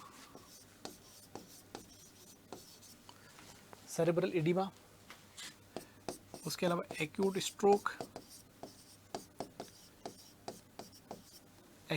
के केस के अंदर, हेड इंजरी के अंदर,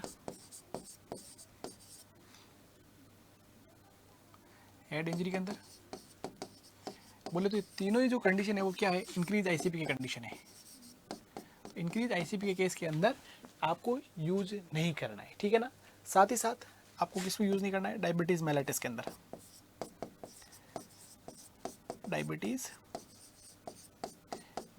भी यूज नहीं करना है, क्योंकि ऑलरेडी ब्लड शुगर लेवल ज़्यादा होता है तो अपन को और बढ़ाना नहीं है। बाकी अपन डायबिटिक कीटोएसिडोसिस के मैनेजमेंट के अंदर अपन सप्लीमेंट्री तौर पर यूज़ भी करते हैं, एक डायरेक्ट तौर पर इसका यूज़ नहीं रहता, ध्यान रखिएगा। अब अगला फ्लूइड पढ़ेंगे अपन नॉर्मल सलाइन 3%। कौन सा फ्लूइड पढ़ने वाले हैं, नॉर्मल सलाइन 3%। थोड़ा वीडियो बड़ा जरूर हो रहा है लेकिन कंप्लीट चीज़ें कवर करना जरूरी है, एक ही वीडियो में अपन खत्म करते हैं। नॉर्मल सलाइन नॉर्मल सलाइन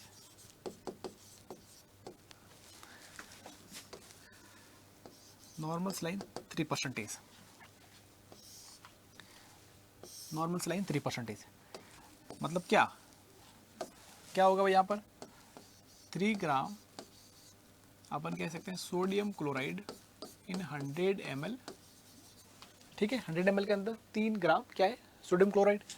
अगर अपन इसकी कंपोजिशन क्या कह सकते हैं, और एक्चुअली अपन ऑस्मोलरिटी कहेंगे तो ज़्यादा ठीक रहेगा। अगर अपन इसकी ऑस्मोलरिटी की बात करते हैं तो कितनी होगी भाई, देखो ऑस्मोलरिटी सोडियम की और क्लोराइड की। अगर अपन सोडियम की ऑस्मोलरिटी को देखें तो सोडियम की ऑस्मोलरिटी कितनी होगी 513 मिली इक्विवेलेंट पर लीटर, सॉरी मिली ऑस्मोल पर लीटर, और 513 क्या होगी आपके किसकी, क्लोराइड की। अगर आप टोटल की बात करेंगे तो टोटल हो जाएगा 1026 मिली ऑस्मोल पर लीटर, या बोल सकता हूँ 1026 मिली ऑस्मोल पर लीटर, ठीक है। ध्यान रखिएगा। अब एक यहाँ पर बहुत अच्छा पहले पॉइंट लिख देता हूँ, hypertonic nature fluid, hypertonic nature fluid should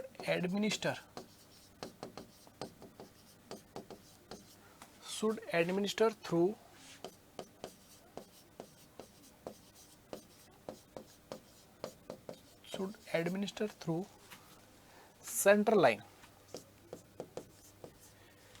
hypertonic nature का फ्लूइड हमको हमेशा सेंट्रल लाइन के थ्रू एडमिनिस्ट्रेशन करना है टू प्रिवेंट, देखो दे तो हम पेरिफेरल लाइन से भी है, लेकिन आइडियली किससे देना चाहिए, प्रिवेंट रिस्क ऑफ फ्लेबाइटिस। किसके रिस्क को प्रिवेंट करने के लिए, अपन फ्लेबाइटिस के रिस्क को प्रिवेंट करने के लिए अपन हमेशा किसके माध्यम से देंगे भाई, अपन सेंट्रल लाइन के माध्यम से देना चाहिए। और देते हैं अपन पेरिफेरल लाइन से भी अपन देते हैं, क्योंकि ज़रूरत के अकॉर्डिंग अपन कॉमनली सेंट्रल लाइन नहीं लगा सकते कुछ कुछ कंडीशन के अंदर, तो अपन देते हैं, लेकिन आइडियली देना नहीं चाहिए, ठीक है। अब आप कहोगे सर देते कब हैं, NH3% कब देते हैं, तो ऑब्वियसली आप सबको, एक तो सोडियम है तो इंडिकेशन क्या होगा, एक सोडियम है तो सोडियम की कमी होगी, तब बोले तो सोडियम की कमी को अपन हाइपोनेट्रीमिया कहते हैं, तो हाइपोनेट्रीमिया के केस के अंदर, उसी के साथ अपन कह सकते हैं इंक्रीज ICP के केस के अंदर, इंक्रीज्ड ICP के केस के अंदर यूज़ कर सकते हैं, ठीक है। साथ ही साथ अगर आपको कोई पूछे कि कॉन्ट्रा इंडिकेशन कब रहेगा, तो आप कहेंगे जब सोडियम ज़्यादा है तब नहीं दे सकते। एक कॉन्ट्रा इंडिकेशन की बात करें तो अपन कह सकते हैं कि एक तो हाइपरनेट्रीमिया के अंदर, और एक अपन क्या कर सकते हैं कंजस्टिव कार्डियक फेलियर के अंदर, एक अपन कह सकते हैं हाइपरवॉलीमिया के अंदर। तो ऐसी कंडीशन के अंदर अपन कई बार यूज़ नहीं करते हैं, ठीक है। ये तमाम पॉइंट यहाँ पर क्या रहेंगे, बेहद इंपॉर्टेंट रहेंगे डियर, बहुत ज़्यादा इंपॉर्टेंट रहेंगे एक एक बात यहाँ पर। उसके बाद अपन अगला एक हाइपरटोनिक फ्लूइड की बात करते हैं, वो होता है भाई आपका मैनिटॉल। कौन सा वाला रहने वाला है, मैनिटॉल। बात करते हैं अपन मैनिटॉल की। मैनिटॉल क्या है, मैनिटॉल एक it is a osmotic diuretic, एक ऑस्मोटिक डायूरेटिक्स है, ठीक है, that is use in case of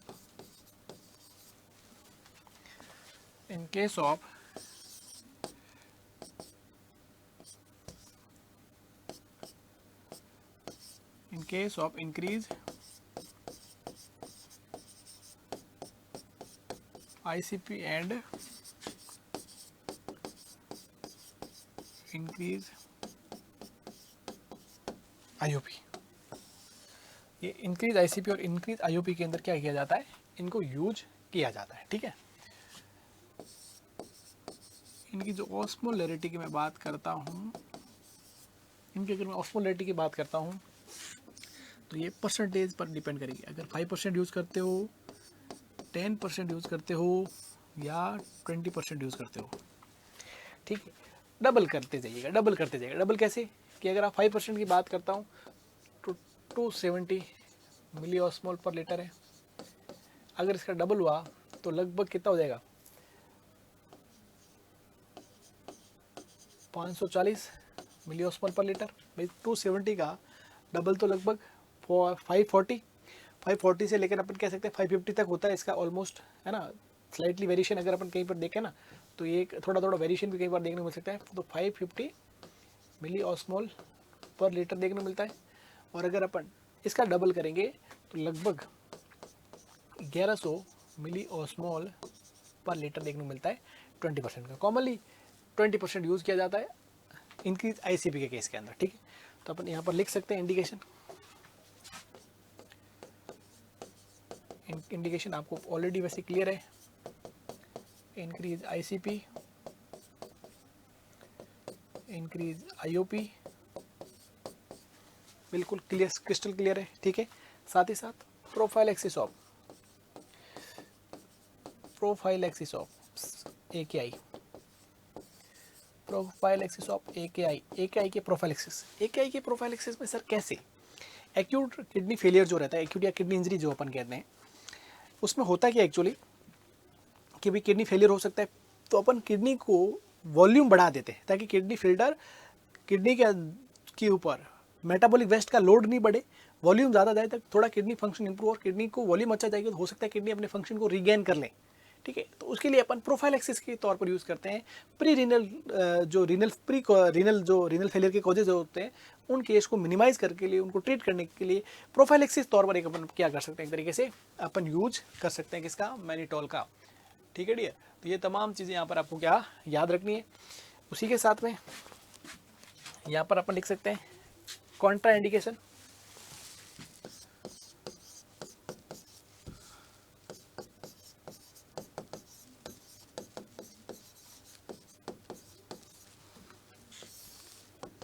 देखो कॉन्ट्रा इंडिकेशन के अंदर एक तो एन्यूरिया, ठीक है, severe pulmonary congestion, severe pulmonary congestion, ठीक है। उसके बाद अपन कह सकते हैं कंजेस्टिव हार्ट फेलियर, क्योंकि भाई ये ऑस्मोटिक नेचर का हाइपरटोनिक फ्लूइड है तो वेसल्स के अंदर फ्लूइड लेके आएगी ज़्यादा, तो वेसल्स के अंदर फ्लूइड ज़्यादा होगा तो ओवरऑल हार्ट के ऊपर वर्कलोड बढ़ जाएगा, है ना, तो ऐसी कंडीशन के अंदर। उसके अलावा सीवियर डिहाइड्रेशन के अंदर और ये वेसल्स के अंदर फ्लूइड लाकर बॉडी में सेल के अंदर और कमी कर सकता है इसलिए। और हाई ऑस्मोलिटी, ऑलरेडी बॉडी के अंदर ऑस्मोलिटी ज़्यादा है तो अपन हाई ऑस्मोलिटी के नेचर का फ्लूइड नहीं एडमिनिस्ट्रेशन कर सकते। जैसे कि जब मोर देन 320 मिली ऑस्मोल से ज़्यादा अगर आपकी ब्लड प्लाज्मा की ऑस्मोलिटी है तो ऐसी कंडीशन के अंदर भी अपन हाइपरटोनिक नेचर का फ्लूइड एडमिनिस्टर नहीं कर सकते। ठीक है ना, तो ये इसके क्या रहते हैं भाई, कॉन्ट्रा इंडिकेशन रहते हैं। ठीक है, साथ ही साथ अगर मैं इसके साइड इफेक्ट की बात करता हूँ तो साइड इफेक्ट के अंदर ये कम करता है भाई किसको, सोडियम को, और कम करता है किसको, पोटेशियम को। सोडियम और पोटेशियम दोनों को कम करता है और साथ ही साथ वॉल्यूम ओवरलोड का रिस्क रहता है, और वॉल्यूम ओवरलोड का रिस्क रहता है। ठीक है, एक साथ में नोट लिख दीजिएगा, discard the solution, discard the solution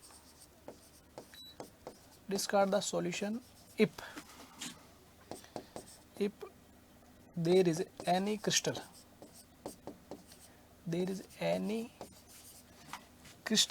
is present in solution, in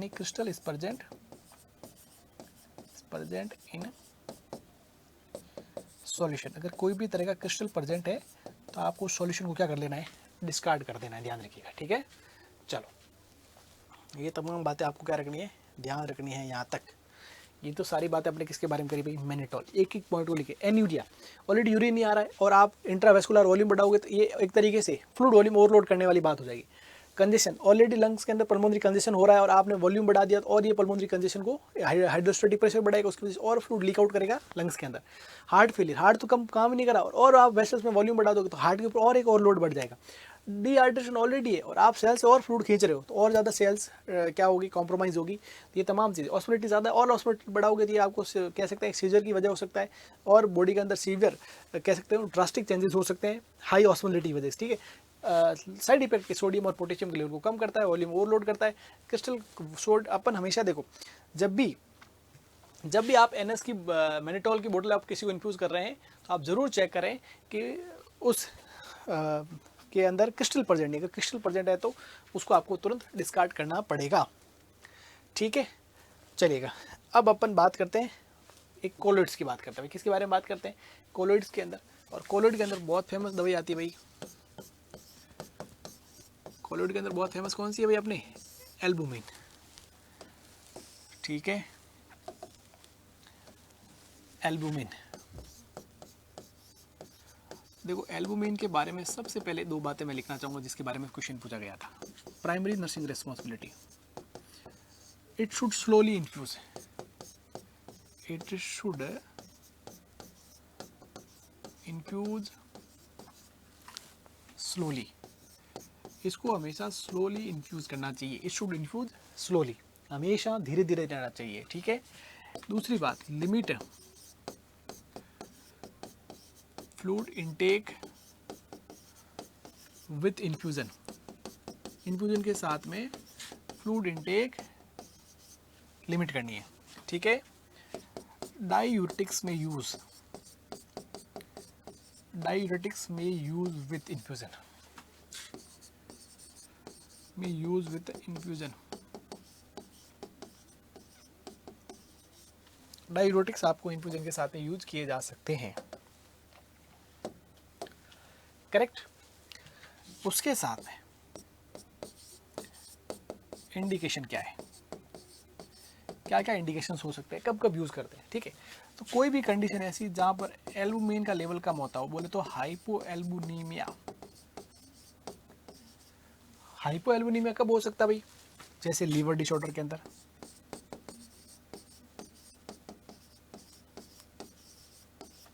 जैसे कि नेफ्रोटिक सिंड्रोम के अंदर,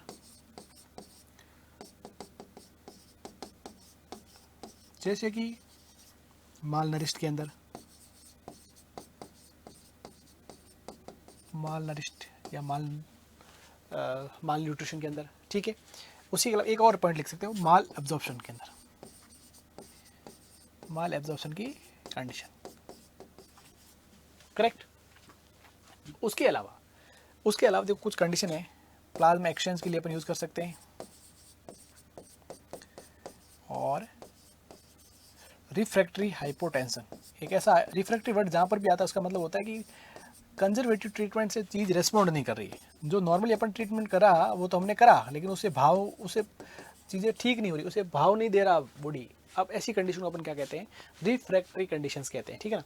तो ये तो हो गया इसके इंडिकेशन। लीवर डिसऑर्डर हो गया, नेफ्रोटिक सिंड्रोम, माल नरिश, माल एब्जॉर्प्शन, प्लाज्मा एक्सचेंज के समय, रिफ्रैक्टरी हाइपोटेंशन के अंदर अपन इन चीज़ों का क्या करते हैं? यूज़ करते हैं, ठीक है। साथ ही साथ एक वर्ड और लिख सकता हूँ, लीवर डिसऑर्डर, हाँ, लीवर मैलिग्नेंसी, सिरोसिस वगैरह सारी चीज़ इसमें आ जाती है भैया ना। अब देखिएगा, अब देखो अगली जो अगर अपन बात करेंगे तो वो अपन इसकी ऑस्मोलरिटी की बात करेंगे। बहुत अच्छा एक ऑस्मोलरिटी से संबंधित पॉइंट है, देखिएगा ध्यान से, आप बड़ी चौंक जाने वाली बात आपके सामने आने वाली है। ऑस्मोलरिटी, अगर आप एल्बुमिन की दो कॉमन परसेंटेज देखने को मिलते हैं, एक होता है एल्बुमिन 5%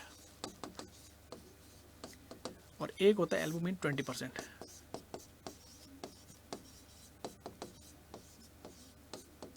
एक होता है 5% और एक होता है 20%। अगर 5% एल्बुमिन है तो उसकी ऑस्मोलरिटी होती है 309 मिली ऑस्मोल पर लीटर। साथ ही साथ ये ऑस्मोटिक प्रेशर कितना जनरेट करता है? 20 mm Hg। ये क्या जनरेट करता है? ऑनकोटिक प्रेशर जनरेट करता है। नॉर्मली 25 होता है, तो ये कितना जनरेट कर देता है भाई? आपके 25 का जनरेट करता है, ताकि फ्लूइड वेसल्स को अंदर बाइंड अप रखने में मदद करता है। एल्बुमिन का काम क्या है? ऑनकोटिक प्रेशर को मेंटेन रखना। ऑनकोटिक प्रेशर क्या है? जो वेसल्स के अंदर फ्लूइड को बाइंड अप रखने में मदद करता है। और हाइड्रोस्टेटिक प्रेशर क्या है, जो वेसल्स की वॉल की तरफ लगने वाला एक प्रेशर जो फ्लूइड के कंटेंट को बाहर की ओर पुश करता है। तो इन दोनों कॉम्पिटिशन में फ्लूइड को अंदर रखने में एल्बुमिन का मुख्य रोल होता है और बाहर पुश करने के लिए हाइड्रोस्टेटिक प्रेशर है। दोनों में बैलेंस जरूरी है, एक ज्यादा हुआ एक कम हुआ तो बॉडी में क्या डेवलप होने लग जाएगी, एडिमा। तो एल्बुमिन में भी सेम ही कंसेप्ट है।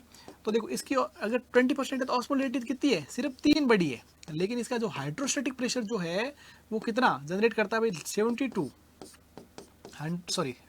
ऑनकोटिक प्रेशर कितना जनरेट करता है, 70 to 100 mm of H oncotic pressure generate करता है, ध्यान रखिएगा, ठीक है।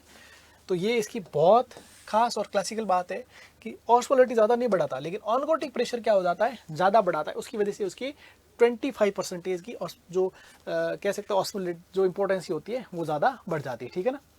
तो ये सारी बातें आपको ध्यान रखनी चाहिए, एक एक पॉइंट यहाँ पर क्या रहेगा, इंपॉर्टेंट रहेगा। उसके अलावा ये तो बात हुई अपने एल्बुमिन के ऑस्मोलेटिस के बारे में। उसके बाद अपन साइड इफेक्ट की बात करें तो ये भी क्या कर सकता है भाई, आपके एनाफाइलेक्सिस कॉज कर सकता है, क्लियर है। उसके अलावा प्लूराइटिस, कोगुलोपैथी,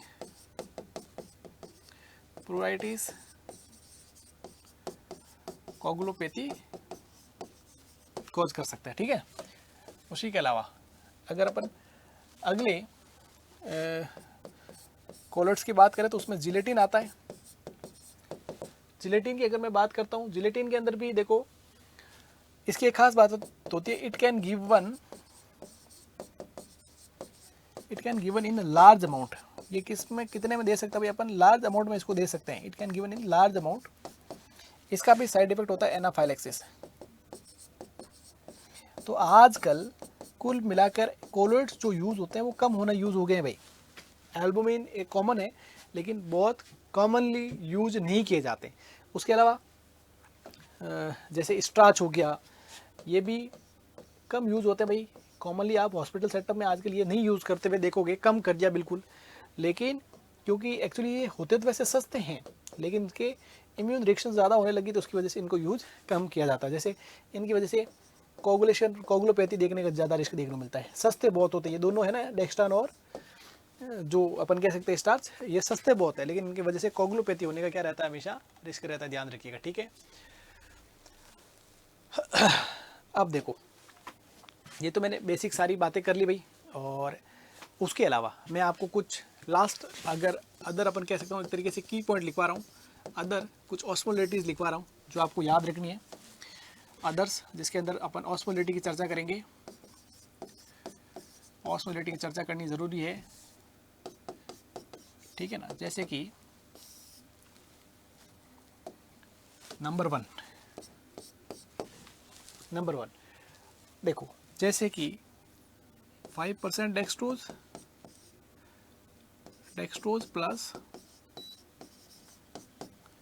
हाफ नॉर्मल स्लाइन है, तो हाफ नॉर्मल स्लाइन का मतलब 308 का आधा 154 और 5% डेक्सट्रोज। ऑलरेडी मैंने आपको कहा रखा है उसकी कितनी होती है भाई, 252 इसकी होती है और 154 इसकी हो जाएगी। तो इसकी टोटल ऑस्मोलेटी कितनी हो जाएगी, कितनी होगी भैया, सिंपल सी मैथ्स आप लगा सकते हैं। कितनी लगा सकते हो भाई कि 6 हो गया ये, और ये 0 और ये 4। अगर आप 252 प्लस 154 जोड़ेंगे तो कितना होगा, 406, ठीक है। और 406 मिली ऑस्मोल पर लीटर आपको ऑस्मोलेटी नजर आएगी किसकी, D5 प्लस हाफ NS, ठीक है।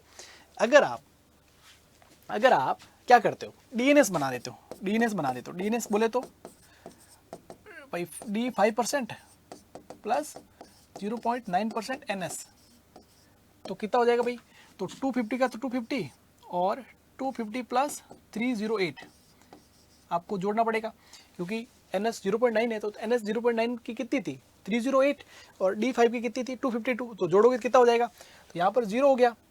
उसके बाद में अपना एक 6 ये हो गया एक इसकी, और ये अपना 560 मिली ऑस्मोल पर लीटर आपको ऑस्मोलेटी का इसकी देखने मिलेगी, आपको DNS की देखने मिलेगी, ठीक है। उसके अलावा अब आप तीसरा क्या करते हो, LR सॉल्यूशन। अगर आप LR आइसोटोनिक अपन सॉल्यूशन बनाते हैं तो कैसे, देखो सॉरी LR लिख दीजिए, LR सॉल्यूशन लिखो सीधा, मतलब क्या, दो चीज़ें आप इसमें क्या कर रहे हो, कंबाइन कर रहे हो। एक तो D5 प्लस आप RL को कंबाइन कर रहे हो, तो दोनों की आपको ऑस्मोलरिटी को जोड़ देना है। तो लगभग अगर आप D5 को देखोगे तो 252 और RL की मैंने बताई तो 278 रहती है, ठीक है। तो यहाँ पर कितना होगा भाई, 0 ये हो गया, लगभग 530 मिली ऑस्मोल पर लीटर के अराउंड क्या आती है भाई, दोनों की ऑस्मोलरिटी नज़र आएगी, ठीक है। और अगर आप D10% की ऑस्मोलरिटी जानना चाहते हैं तो D10 का मतलब क्या है कि आप D5 को डबल कर दो, 252 प्लस 252 कितना होगा, 504 मिली ऑस्मोल पर लीटर। ये बाकी वाले फ्लूइड की ऑस्मोलरिटी है। और इसके बारे में एक एक बात बता देता हूँ कि देखो, जो अपन कहते हैं ना D10, ये छोटे बच्चों के अंदर एज ए हाइपोग्लाइसीमिया केस के अंदर अपन यूज़ करते हैं। अडल्ट के अंदर अपन D25 यूज़ करते हैं, लेकिन बच्चों के अंदर D10 यूज़ करते हैं, क्योंकि D25 कभी भी बच्चों के अंदर इन्फ्यूज़ होना मुश्किल होता है, क्योंकि कंसनट्रेटेड ज़्यादा रहता है, बच्चों की वेन छोटी होती है, जबकि बच्चों के अंदर D10 यूज़ किया जाता है। और जो माल नरिश्ड सेम के बच्चे होते हैं उसके अंदर इनिशियली अपन D10 यूज़ कर सकते हैं, ठीक है। तो ये कुछ इंपॉर्टेंट चीज़ें इसके रिगार्डिंग आपको थोड़ा थोड़ा ध्यान रखना है। और DNS जब आपको ओवरऑल फ्लूइड वॉल्यूम को बढ़ाने के लिए DNS, जब कोई पेशेंट को अपन कह सकते हैं NP वगैरह में भी अपन DNS वगैरह मल्टीविटामिन के साथ यूज़ कर सकते हैं, ठीक है। तो ये कुछ है जो अलग अलग परिस्थितियों में अलग अलग फ्लूइड का थोड़ा यूज़ रहता है, लेकिन अपन ओवरऑल एक समराइज वे में मैंने आपको पूरा IV फ्लूइड बताया है। मैं उम्मीद करता हूँ कि आपको ये सेशन बहुत पसंद आया होगा, और इस सेशन के बारे में राय आप कमेंट बॉक्स में ज़रूर दे सकते हैं। नहीं दे सकते तो मेरे सोशल मीडिया हैंडल पर जरूर दे सकते हैं, और ऐसे ही जोरदार ज़बरदस्त वीडियो लेते आएंगे और आपके एग्जाम के अंदर एक सहयोग ज़रूर हमेशा करते रहेंगे। Thank you so much for joining the session dears. Thank you dears.